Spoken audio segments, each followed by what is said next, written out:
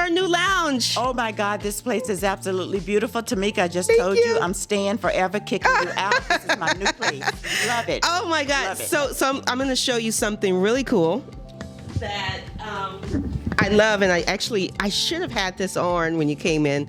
We actually have a fireplace that we put on that makes you really feel cozy in here, and it's just going to set the mood. So we're going to put this cozy fireplace on. Oh my goodness. How is that? Oh my goodness. So you got any I think you're going to put me out of here, right? Girl, let's just talk, because this is just amazing. Well, what's great about the podcast lounge, people can actually rent the space to host their own podcast, but they also can rent the space to host a business meeting. All right. So if you ever want to host a business meeting here, thank you. I'll actually pull out the cart, so they're not saying you're trying to host something like, they had this in there. But I see this over there. But it's for show, but it's also for personal friends only, because we don't want any liabilities here.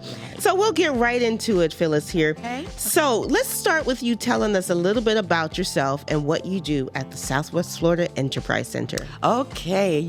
Sometimes people say they don't like talking about themselves, but I am so blessed. Yes, you are. That I love what God has been doing in my life. I have been at the Enterprise Center now for about 9 months. Wow. It has not been a year yet. My background is legal. I was in the legal profession for almost 40 years, and basically consulting now and just establishing assessments and things like that for the workflow in various offices, which is how I actually entered into the city of Fort Myers, rebuilding and restructuring the city attorney's office. Oh. And once getting in there, then going up as the interim city manager, my life just took off with the city. And when the opportunity came up for the CRA assistant director, which was a hybrid position with the director, it was just amazing to have the opportunity to work with small businesses, both nonprofit and profit, and with the redevelopment agency for the city of Fort Myers. As you know, I recently was made full-time director. Wow, you did such a great job. I was so pleased that Miss Michelle Hilton Terry thought enough of me to appoint me to that position, and I'm telling you, at the Southwest Florida Enterprise Center, we have built a foundation that we believe now will just grow a lot of different types of businesses into the community to grow the economy for the city of Fort Myers. I really love what you're doing, because I've been in Southwest Florida now. I can't believe it's been almost, I think it's been over 15 years. Wow. And I've worked for Collier County government as well as City of Naples, and they have a community redevelopment center. But what they do is, I don't know, it was a little different. I think what you guys do here in the Fort Myers area is very unique, and it's delivered with love, because every time I visited your center, I've always felt so welcome, and that everyone genuinely wants to help me. And when they're there with me, I feel like they're there for me. Exactly. And that's one of the goals that we set. When I went out to the Enterprise Center, there was an existing employee. I'm fortunate to be able to build a new team. The existing employee is still there, and she has basically just made herself available with the history and the knowledge of what was there before we got there. But one of the main things that we preach every day, everyone must have the opportunity to have our attention when they are with us. There's a lot of folks out there, but that's why we schedule our meetings, so that everyone can feel that special need to just have our focus on them at all times. That's very important, because yesterday we attended the above board chamber meeting. They have one in Naples and they have one at the Crown Plaza. So we went to the one yesterday at the Crown Plaza in Fort Myers, and the panel discussion was all about customer service and how you make people feel. And as you know, my son Andrew is the marketing coordinator here. And he's doing a fantastic job. Thank you. He is. And before you came, actually, we had a little sit-down meeting, and I told him what we were doing today and who we were interviewing, and I said, make sure you smile and make Phyllis feel welcome. And he has. and the reason why I wanted to talk about that, because I said, without our clients if we don't make people feel good, they don't want to be around us, and they're not going to want to do business with us. Exactly. People, you can say a lot of things to people, but the impression that you leave on a person is what they're going to remember. Right. Because you meet so many different people, and I know you do in your business as well, but the impact that you leave on them by giving them that special attention to let them know you are special to me right now. And it's not because you're paying me for your service. It's because you thought enough of me to hire me to help you with that service. Right, exactly, because it's just it's really amazing. I just really love what I do. So let's jump right into nonprofits, because that's what we focus on here at Grow Your Nonprofit. Nonprofits often struggle to find funding because they don't often know where to start, because guess what? A nonprofit is a business, and if you don't have funding, you close your doors. So what tips can you share with nonprofits as to how to get started with finding funding? Before even thinking about funding, you have to have a foundation. In order to get funding, you need to know the audience that you want to reach. You want to know the foundation that you want to build. And you also need to know how many people you need on your team. Right. Money will come. But in order to know how to get it, you've got to be able to give something. You cannot get funding if you've not had a history, if you will, to show a grant person who has grants to offer, or even a banker. If you do not have a history, how are you going to go to a bank and say, hey, I've been doing this now for 6 years, say for example, but you've not kept your financials. Right. You've not created a reporting.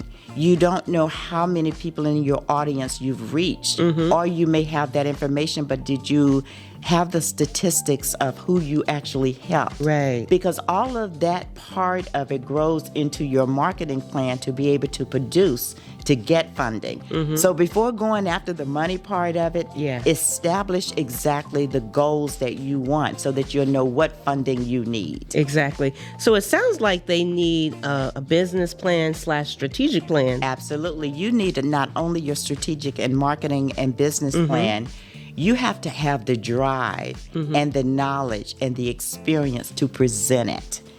You do not want to walk into anywhere, especially a banking institution, and just give them a portfolio to read. Right. You need to be able to express yourself and sell your plan to them. Make them feel like, oh, I can't wait to be part of this. Yeah, exactly. So you have to be excited, committed, and dedicated to your goal.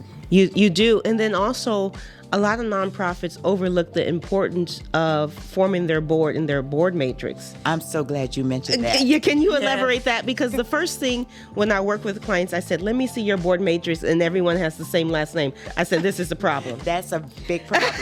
So many people are so excited and want to just jump right into it.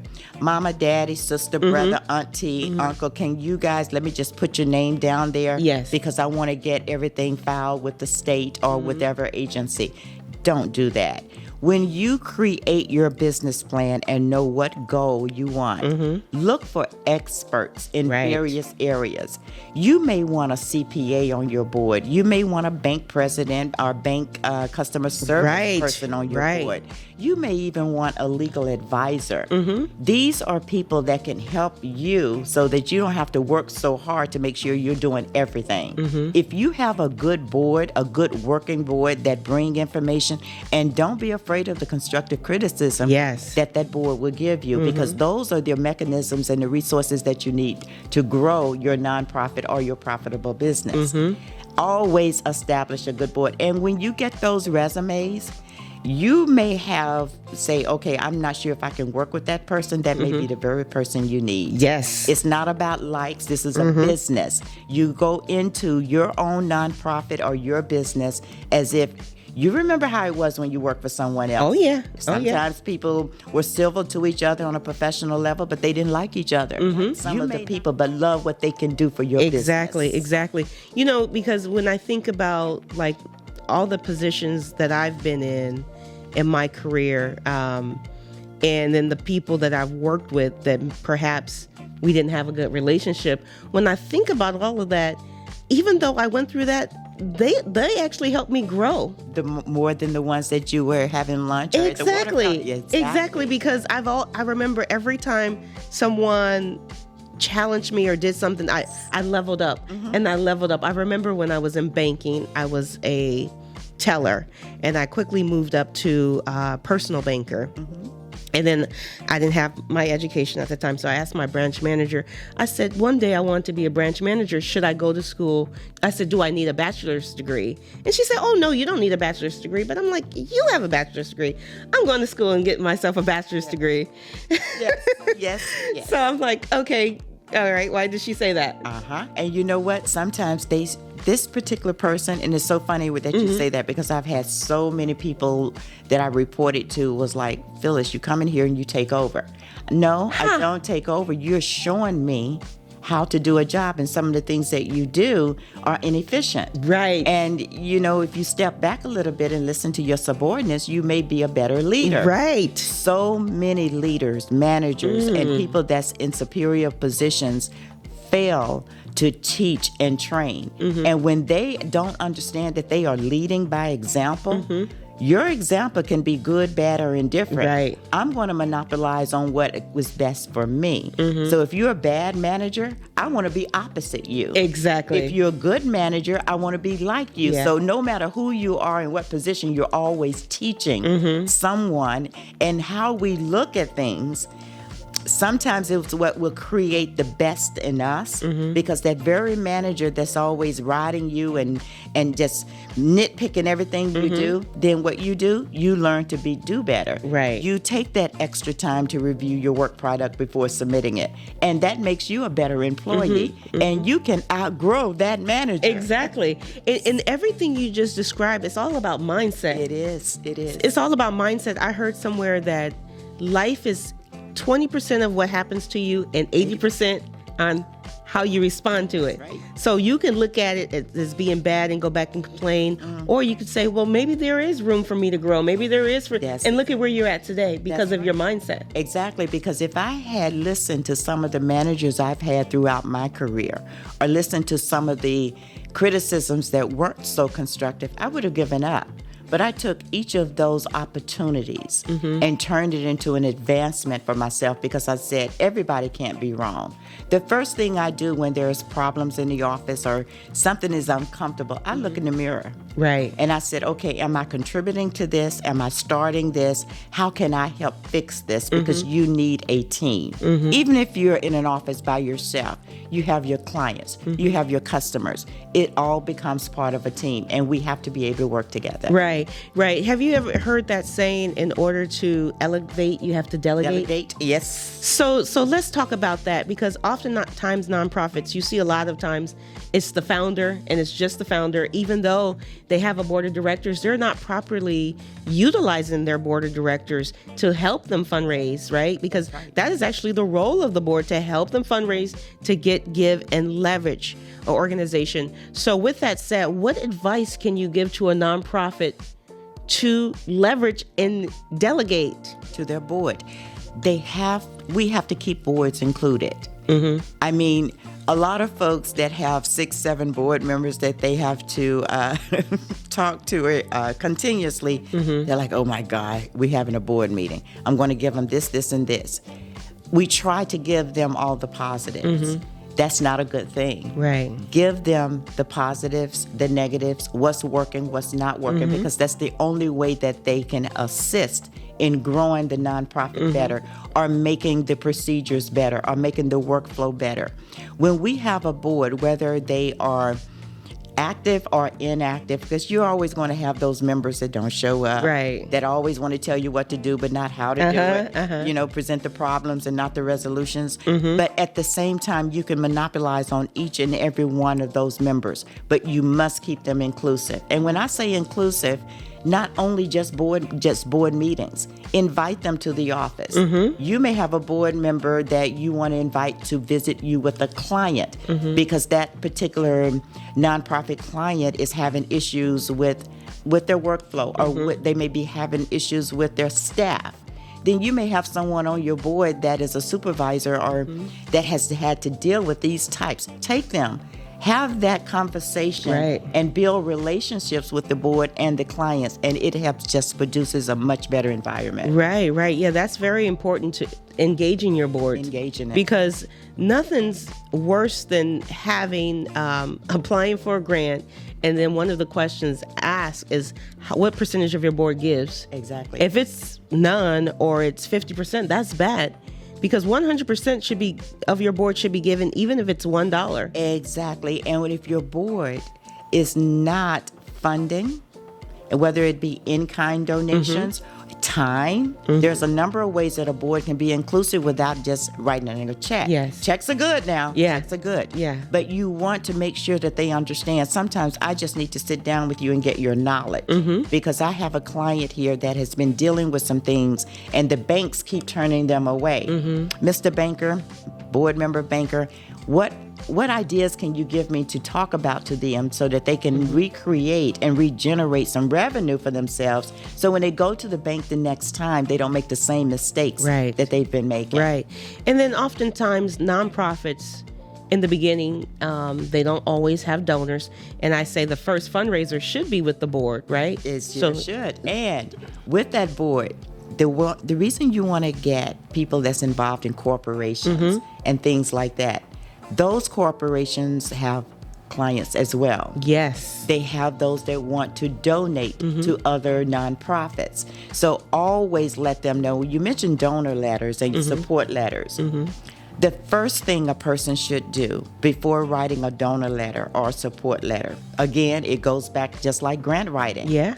Know the audience that you are trying to reach. For example, at the Southwest Florida Enterprise Center, we do business-to-business lunches. The business-to-business lunches should have a theme because you want to reach the audience that is going to benefit the most. Right, Especially if you have limited space availability. Focus on knowing your clients and who this particular business-to-business luncheon is going to benefit. Invite them first.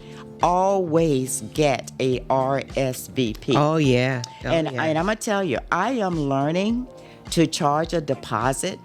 I don't care if it's $25. And then when they attend, we give them their money back. Because so many people have very good intentions. Yeah. I'm going to be there. Yeah. But that commitment and dedication is not there, Tamika, and they will not show up. Nope. That's someone else's seat. Yeah. So now that's what I said, let's try this and see. And we are now getting 90, 95, 100% of participation. Interesting. Interesting. Yeah, because people value more what they pay for. Exactly. Yeah, Exactly. yeah. And very interesting, huh? So we touched on boards a few times. Now, how does a nonprofit attract those high-level board members that we just talked about? Because if it's just, say someone is just starting the nonprofit and maybe they don't have a strategic plan or a business plan, they really don't know what they're doing. I actually have a new client that I'm working with, and we talked about, we call it a treasure map, where we identify potential board members and reach out to them. And I said, no, you're not ready yet. First, we need to have a business plan in place, because the first thing they're going to ask is, okay, who are you helping? What are your long-term and short-term goals? If you don't have that, you can't attract high-level board members. What is your advice as Again, to due diligence? You have to know your product, and your product is your business.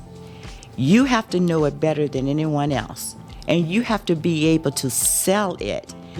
You're a brand new nonprofit, and you're trying now. Okay, you've looked down the criteria of the things that you want to identify that you need. You may not that you feel that you want to be on your board. Then you start with your relationships. Everyone, those of us, I don't care if you're 25 years old. Right. You have had teachers, instructors, you've had counselors, you've had a lot of people in your life to get you where you are now, positive impact people. Right. Reach out to them. They may not be ready or able to participate, but they could recommend someone. Yes. Utilize relationships, those positive impact people that's been in your life, and help let them know, I need you. Yeah. You helped me to get where I am now. And very seldom would anyone say no. Yeah, definitely. Especially when they see your passion. And you mentioned selling. Now, I don't always like to think, because I was a fundraiser for several nonprofits, And it's a sales job, but it's not. It's relationship building. Yes. However, you do have to know how to close the sale, if you will. But it's a marathon, not a sprint. Rome wasn't built overnight. That's so I try to tell my nonprofits, don't approach donors like gimme. I have events. You have to build a relationship, right? Because if I know you and you're my friend and I have a nonprofit that I'm working with, you're probably more than likely to donate versus that nonprofit cold calling you and saying, hey, we're having an event, buy a ticket. You're exactly right. Yeah. And you have to network. I mean, you will have events that you want people to come to. Those same people would love to see your face in the place. Right. So don't compartmentalize where you go, who you go. Don't always go to a place that you're comfortable in. Right. Know about the various events in the city, around the state, even in the country. Ooh, because that's high level. You have to, because if you stick to just what you know and your surroundings right here in a small city, you're not going to grow. But if you venture out to other states and you become involved in different organizations and membership and get memberships to things where you can network with people doing the same thing that you're doing, but they're doing it somewhere else, talk to them. Find out what pros and cons they have for you, what advice they have. In January of 2022, when I first took over the Enterprise Center, we had a small business roundtable. And this small business roundtable started with a group of us, about 6 of us at the Enterprise Center, saying, you know what? We're going to do a small business roundtable a Saturday afternoon from 2 to 4. We took our Canva list and we just sent out invitations because we were doing it via Zoom as well as on site, where our facility only holds 50 people. Yeah.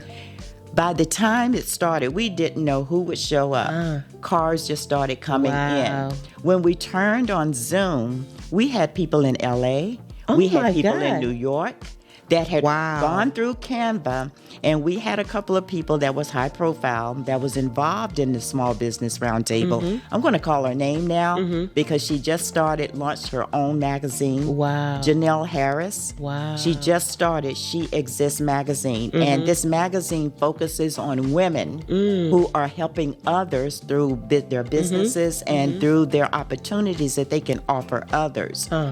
We started this, and by the time that business roundtable was over, we had over 100 and some viewers. And now they're asking for more. Can we have this again? So we are going to try to make it an annual event. But the reason I said that about the small business roundtable, we did not classify or say, okay, we need specifics. We just generalized it just to see what we would get.